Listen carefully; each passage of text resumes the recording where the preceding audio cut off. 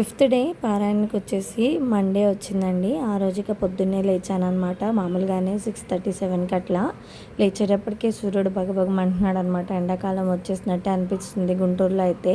మీ ఊళ్ళలో ఎలా ఉందో ఒకసారి కామెంట్ చేయండి. ముందైతే ఈరోజు బాక్సుల పని చూస్తున్నానండి. ఆ ముందు రోజు బిర్యానీ రైస్ లాగా చేసి దాంట్లో గోంగూర చేశాను కదా, అదే ఉంటే కానీ దానికి ముద్దపప్పు కొంచెం ఉడకపెట్టి దాన్ని తాలింపేసేసి గోంగూర మిక్స్ చేశాను. ఈరోజు లంచ్లోకి అయితే పొటాటో ఫ్రై అండ్ గోంగూర పప్పు, స్నాక్స్కి అయితే అత్త పంపించిన చక్రాలు పంపించాను. ఇక నా పని అంతా అయిపోయి కొంచెం కాఫీ అయితే తాగుతున్నాను. ముందైతే నైనశ్రీ కూడా రెడీ చేసేసాను. నా పూజ అంతా అయిపోయిన తర్వాత నైనశ్రీకి స్నానం చేయించాలంటే 12:30 లేదా 1 అవుతుంది అనమాట. అందుకని ఈసారి మొత్తం కంప్లీట్గా పని చేసుకొని కూర్చున్నాను అనమాట. 10:30 అట్లా అవుతుంది. 10:30 కల్లా కూర్చుంటున్నానులేండి. 12 కల్లా అయిపోతుంది అనమాట.